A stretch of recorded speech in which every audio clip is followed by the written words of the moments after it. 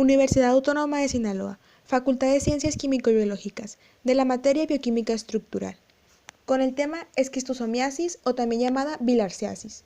Los integrantes de este equipo somos Ceballos Barraza Jesús Noé, Camacho Zuna Alma Viridiana y León Ruiz Arlene Guadalupe, de la carrera de Químico Farmacéutico Biólogo del Grupo 2.6. Nuestro profesor Eduardo Armienta Aldana. Culiacán, Sinaloa, a miércoles 10 de enero de 2018.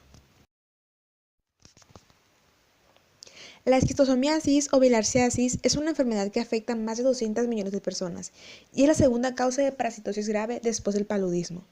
Los casos registrados en Europa y América del Norte se observan en pacientes inmigrantes o que han viajado o residido en países endémicos. Los agentes etiológicos son gusanos plantelmintos, tremátodos del género Schistosoma. Es la parasitosis más importante dentro de los metazoos por la gravedad de los cuadros extraintestinales, en especial el cardíaco, donde puede producir dos tipos de patologías diferentes: cardiomiopatía y corpulmonale. La esquistosomiasis es una infección de ubicación exclusiva en países tropicales y en áreas de pobreza, con malas condiciones higiénicas. Dicha enfermedad se adquiere por contacto directo de la piel con cercarias, agricultores que trabajan descalzos o por baño o lavado de ropa en aguas contaminadas con cercarias. En el presente video se abordará dicha enfermedad en cuanto a su mecanismo de infección, el cuadro clínico, la patogenia, el diagnóstico, la epidemiología, el tratamiento y el pronóstico, con la finalidad de comprenderla de una mejor manera.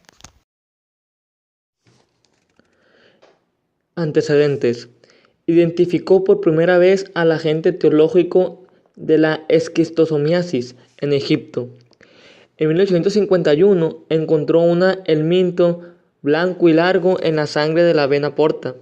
También identificó gusanos en movimiento y dio pie a futuros patólogos y científicos que continuarían su trabajo. Su nombre era Theodor Bilharz. Asimismo, describe el canal ginecólogo donde la hembra se aloja en el macho. Esta especie fue denominada Schistosoma mensoni, cuyo daño ejercía en el recto y vejiga urinaria de los pacientes. Patogenia. Las causas y el desarrollo de esta enfermedad se dan principalmente en el corazón. Los esquistosomas pueden producir cardiomiopatía y corpulmonale crónico. En el caso de la cardiomiopatía, lo que sucede aquí es que los huevos del parásito llegan por vía venosa a la circulación coronaria atravesando la barrera pulmonar. Luego de esto se produce una siembra de pseudotubérculos miliares que tienen al huevo del parásito en su centro. Aquí habrá degeneración hialina e infiltrados concéntricos. Estos últimos desaparecerán cuando los huevos sean fagocitados o se destruyan. Con el tiempo se originará la dilatación de las cavidades e insuficiencia cardíaca. Y esta dilatación puede afectar órganos del sistema como lo son los pulmones y el hígado. En el caso del corpulmonale, o también conocido como insuficiencia del lado derecho del corazón, es un estiramiento del ventrículo derecho a causa de la presión alta en las arterias de los pulmones. Cuadro clínico. Los síntomas del paciente se caracterizan por un aumento de insuficiencia cardíaca. Si el cuadro se agrava por anemia, puede producir hipervolemia. Aquí el electrocardiograma puede presentar diversos tipos de arritmias auriculares o ventriculares. En la esquistosomiasis intestinal, la primera manifestación es el ataque de las cercarias, que en personas de piel sensible puede producir una picazón muy fuerte que termina en pústulas. Estas son pequeñas cavidades en la superficie de la piel llenas de pus, y además suele ir acompañada por un breve estado febril. Más o menos en la tercera semana se encuentran frecuentes los síntomas de congestión en las venas abdominales y hepáticas, puesto que es ahí donde se alojan los gusanos adultos. Pero los daños más importantes se deben a la puesta y migración de los huevos. La puesta causa una fiebre continua, a veces acompañada con un gran malestar abdominal. Aquí los huevos que atraviesan la pared intestinal y pasan al lumen van a ser eliminados con las heces junto con algo de pus, sangre y moco. Pero los huevos que no atraviesan la mucosa intestinal quedan alojados en ella, formando abscesos y grandes áreas necrosadas. El periodo agudo suele durar unas 10 semanas, pero la fibrosis portal y la ascitis pueden aumentar por años, y a veces los gusanos adultos llegan al cerebro, pulmones y órganos sexuales, hasta que la desnutrición y las infecciones provocan la muerte. La esquistosomiasis urogenital es provocada por Schistosoma hematobium y el hombre es el único huésped que puede adquirir la parasitosis al realizar actividades que están relacionadas con el agua dulce contaminada, como son el trabajo, baños, lavado, pesca, etc. Las cercarias penetran a través de la piel del hombre para introducirse en los capilares. Aquí pierden su cola y pasan a llamarse esquistosómulas. Estas siguen su camino hasta llegar a los pulmones y más tarde al hígado. Los gusanos adultos de Schistosoma hematobium viven en los vasos de la vejiga, próstata y plexo uterino. Aquí los huevos emitidos por la hembra se depositan en las vénulas de la vejiga y en aproximadamente 10 días se desarrolla en su interior un miracidio maduro, los cuales serán expulsados al exterior con la orina y eclosionan al contacto con el agua y nadan libremente. Las manifestaciones clínicas de la enfermedad se relacionan con los periodos de desarrollo e intensidad del parásito, la respuesta del huésped y la exposición previa al parásito. Cuando la infestación es muy intensa, parte de los huevos que fueron liberados pasan a la circulación sanguínea para ser atrapados por el hígado. Mecanismo de infección y transmisión. Las personas se infectan cuando las formas larvales del parásito son liberadas por los caracoles de agua dulce. Estas penetran en la piel durante el contacto con aguas infestadas. La transmisión se produce cuando las personas infectadas con esquistosomiasis contaminan fuente de agua dulce con huevos del parásito contenidos en sus excretas. Estos luego se incuban en el agua. En el interior del organismo, las larvas se convierten en esquistosomas adultos que viven en los vasos sanguíneos, donde las hembras ponen sus huevos. Algunos de estos huevos salen del organismo con las heces o la orina y continúan el ciclo vital del parásito. Otros quedan atrapados en los tejidos corporales donde causan una reacción inmunitaria y un daño progresivo de los órganos.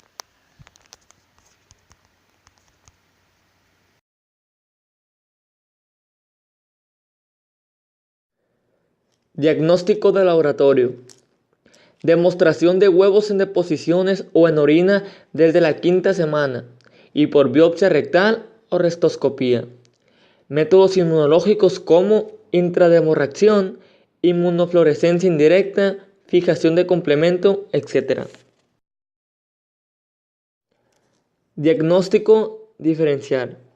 Cuando se trata de pacientes de zona endémica, no se presentan estos diagnósticos. Sin embargo, es importante señalar que en 12.5% de los casos aparece un factor reumatoide positivo, lo que puede desviar el diagnóstico o una meningiopatía. Tratamientos.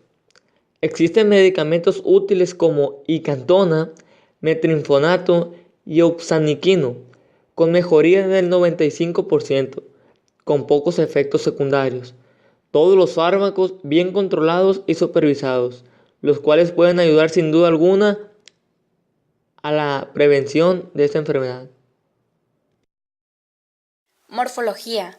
El parásito Schistosoma japonicum mide aproximadamente en los machos 15 milímetros y contienen 7 testículos en la parte dorsal, mientras que las hembras miden aproximadamente 22 milímetros y pueden desarrollar un largo útero con una capacidad de 50 y 150 huevos al mismo tiempo. Dichos huevos son esféricos y miden entre 70 y 100 por 50 y 65 micrómetros. El parásito Schistosoma hematobium presenta las medidas en machos entre 10 y 15 milímetros, contiene entre 4 y 5 testículos, mientras que en las hembras mide de 16 a 26 milímetros y tienen un útero con la capacidad de hasta 100 huevos. Dichos huevos tienen una forma elipsoidal y una espina terminal, y miden entre 112 y 170 por 40 y 70 micrómetros. Morfología del citosoma manzoni. Los machos miden entre 6 y 12 milímetros. Presentan entre 4 a 13 testículos. Su tegumento presenta tubérculos y espinas finas. Mientras que las hembras miden aproximadamente de 7 a 17 milímetros, estas contienen un útero muy corto, que solo puede albergar 4 huevos a la vez. Los huevos poseen una forma elipsoidal y miden entre 114 y 175 por 45 y 68 micrómetros. Poseen una espina lateral típica. Los estadios larvarios. El primer estadio larvario es el miracidio, el cual es una larva ciliada embrionaria que se mueve en busca del hospedador, mas no se alimenta. Cuando entra a contacto con el agua, apenas vive unas cuantas horas, cuando son liberadas de los huevos y no encuentran a su hospedador intermediario. El último estadio larvario es la cercaria. Esta se le suele llamar nadadora libre. Es caracterizada por tener una cola bifurcada en el extremo distal, una cabeza de 200 micrómetros equipada con espinas y papilas sensoriales, y recubiertas por un tegumento trilaminado, denso y retráctil. Existen medidas que pueden ayudar a prevenir esta enfermedad. Dichas se basan básicamente en educación sanitaria, como mejorar hábitos higiénicos. Dar tratamiento periódico a grupos de alto riesgo, como niños en edad escolar, mujeres encintas, etc. Eliminar las heces y orina de tal forma que los huevos viables no lleguen a las masas de agua dulce que albergan los caracoles. Evitar el contacto con aguas sucias. Mejorar las prácticas de riego y agricultura. Al controlar al paciente se necesitan técnicas como aislamiento, desinfección concurrente e investigación de los contactos. En caso de una epidemia poblacional, es necesario examinar a la población, tratar a las personas infectadas y suministrar agua limpia. El pronóstico de esta enfermedad es malo. Esto es debido a que el compromiso cardíaco es progresivo e invalidante. Epidemiología. La esquistosomiasis es prevalente en las regiones tropicales y subtropicales, especialmente en las comunidades pobres sin acceso a agua potable segura ni a saneamiento adecuado. Se estima que al menos un 92% de las personas que necesitan tratamiento contra la esquistosomiasis vive en África. Hay dos formas principales de esquistosomiasis, la intestinal y la urogenital, causadas por las 5 grandes especies de duelas sanguíneas.